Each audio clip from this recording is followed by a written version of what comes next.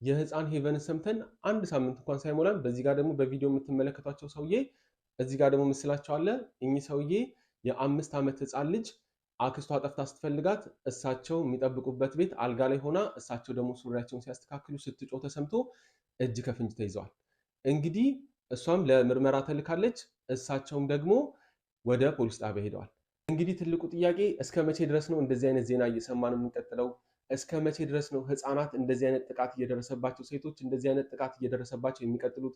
እስከ መቼ ድረስ ነው የማያዳግም ፍርድ እስኪፈረድ ድረስ የምንጠብቀው? እስከ መቼ ድረስ ነው ወንጀለኞች በስነ ስርዓት ተቀጥተው ሌላውም የሚማረው? እስከ መቼ ድረስ ነው እንግዲህ ይህንን የምንጠብቀው? እስከ መቼ ድረስ ነው ወላጆች በነፃነት ልጆቻቸው ማሳደግ የሚችሉት? እስከ መቼ ድረስ ነው ህፃናት በነፃነት መጫወት የሚችሉት? እስከ መቼ ድረስ ነው የተደፈሩ የተገደሉ ህፃናት ሴቶች እስከ መቼ ድረስ ነው ፍትህ የማያገኙት? እንግዲህ ይሄ ትልቁ ጥያቄ ነው፣ የሁሉም ጥያቄ ነው። እስከ መቼ ድረስ ነው እንግዲህ እንደዚህ አይነት ዜና እየሰማን የምንቀጥለው?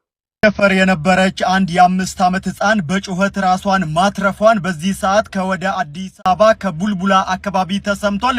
ቡልቡላ አካባቢ ላይ የተሰማው ነገር ማህበረሰቡን ያስደነገጠ ሆኗል። ስለ ጉዳዩ እስካሁን ፖሊስ መግለጫ አልሰጠም። ነገር ግን የቪዲዮ መረጃዎች እየወጡ ይገኛሉ። ነገሩ እንዲህ ነው። እናንተ ቪዲዮውን ተከታተሉ፣ እኔ መረጃውን ልንገራችሁ። ቦሌ ቡልቡላ አንዲት የ5 ዓመት ህፃን ሰፈር ውስጥ ለመጫወት ከቤት ትወጣለች። ለረጅም ሰዓት ታዲያ ድምጿ ሲጠፋ አክስቷ እሷን ለመፈለግ ከቤት ትወጣለች። ልጋ ስታጣት ታዲያ አንድ በእድሜ ገፋ ያለ የሰፈር በጥበቃ የሚተዳደር ጥበቃ አለና እሱ ጋር ሄዳ ስታንኳኳ አልከፍትም ይላታል። ከውስጥ የልጅቷን ድምጽ ስትሰማ ሰፈሩን በጩኸት ቅልጥ ታደርገዋለች።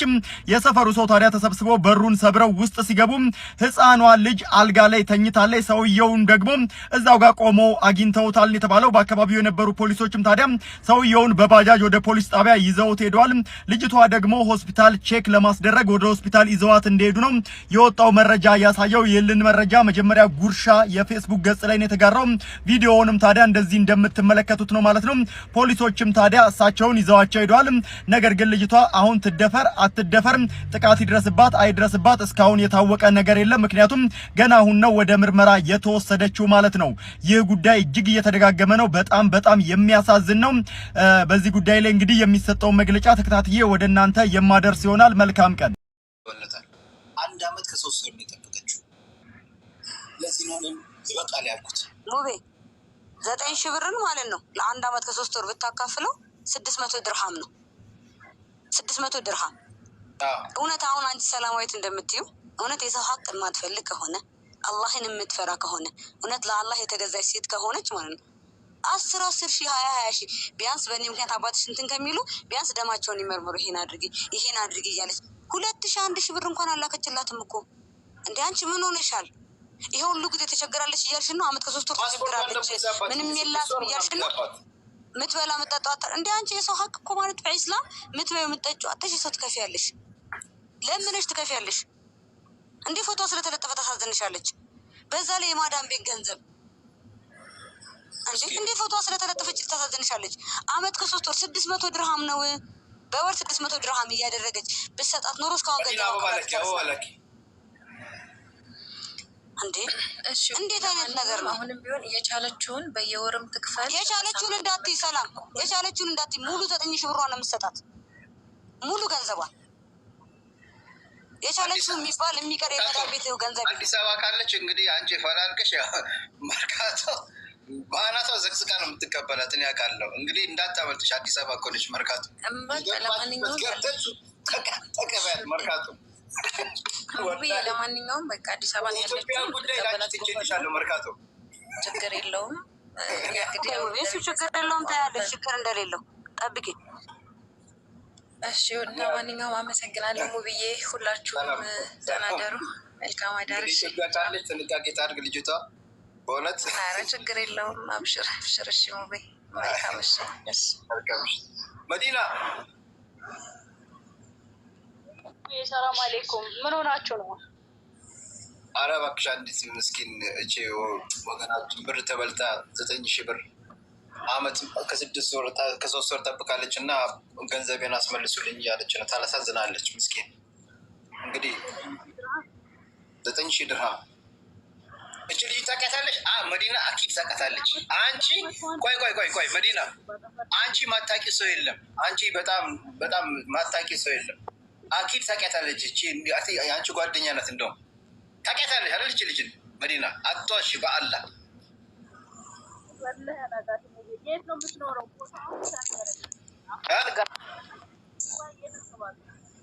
የት አካባቢ ነው የምትኖረው? ትዕግስት ታውቂያታለች መዲና? በፊት ቻርጅ አጅማ ነበር የምትኖረው። የቤቷ ቁጥር ራሱ አጠገኝ። ታውቂያታለች መዲና? አታውቂያትም?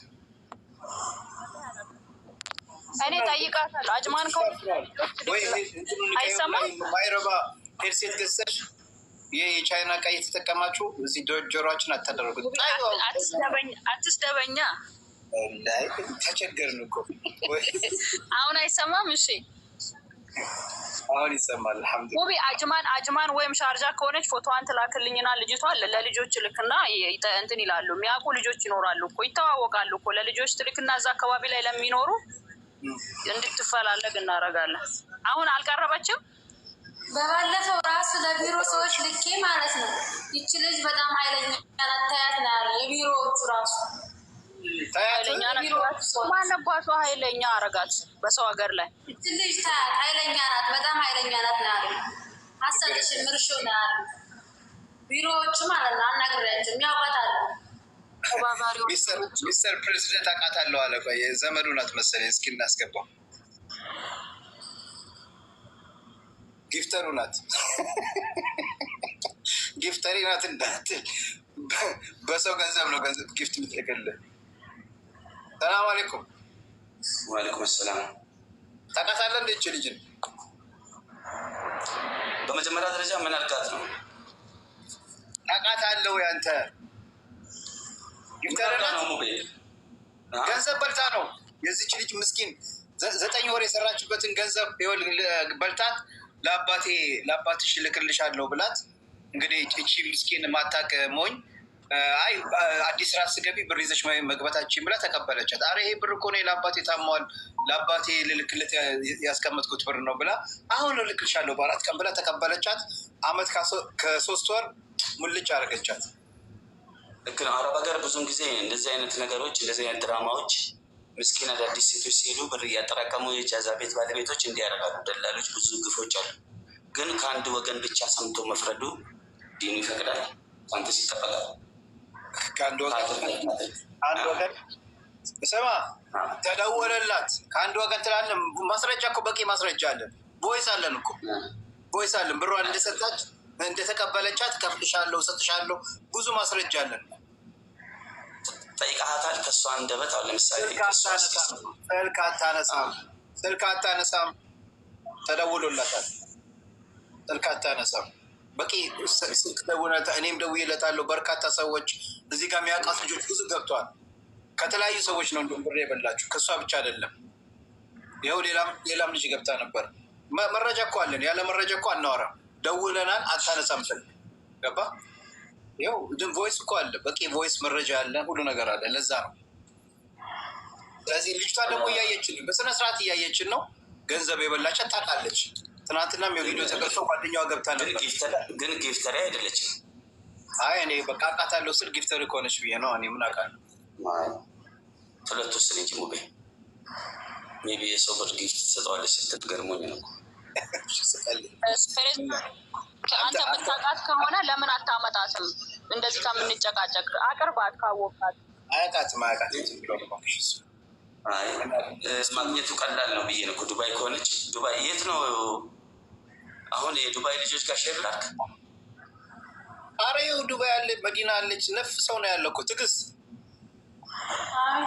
ይህ ሰው ታውቃለች። ሚስተር ፕሬዚደንት ይባላል። የት ሰፈር ነው ትዕግስት? ከአብይ ቀጥሎ መንግስት ሆናለሁ የሚል ሰው ነው። እስኪ አትሊስት እንኳን መንግስት ሳትሆን አንድ የእሷን ብር አስመልስለት እስኪ። ምን አለበት? የት ሰፈር ነው? አጅማ ነበር የምትኖረው በፊት። ከዛ መኖሪያ ቤቷን አከራይታ ሌላ ቦታ ወጣለች፣ ሌላ ሰፈር ዳለች አሉ። ግን የበፊቱ መኖሪያ ቤት እቃዋን ምናምን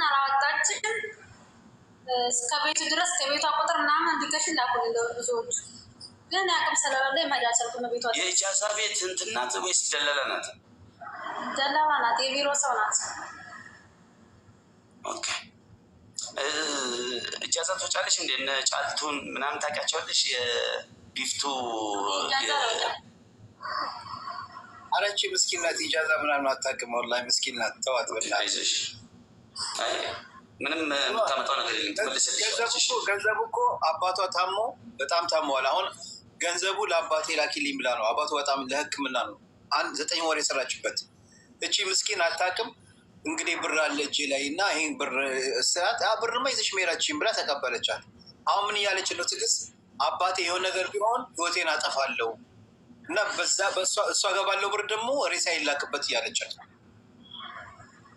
ነገች ልጅ ህይወታ ቢጠፋስ? ምስተብርዛ ልክ ነው። አይዞሽ ሀቅሽ ይመለሳል። በቃ እዚህ ቤት ከደረሰች እንትን ይላል። በዚህ አጋጣሚ ሙቤ ሽኩረን በቀደም በተለየ ኢቫናን አጀንዳ ለመጀመሪያ ጊዜ አንተ ቤት ላይ ነው ጠዋት ተቆጥተ በጣም በምትናገር ሰዓት ኢሞሽናል ሆነ ለመጀመሪያ ጊዜ የሰማሁት እዚህ ነው። ግን እናትየው ሌላ ቦታ ላይ ገዝተ ላይ እየገባች ነው። እዚህ መታ እንዳንድ ተቆርቋሪ እንደ አንድ ከአንተ ቤት እንደሰማ ሰው ይህ ግሌን ሀሳብ ነው የምሰጠህ። እናትየውም እዚህ መታ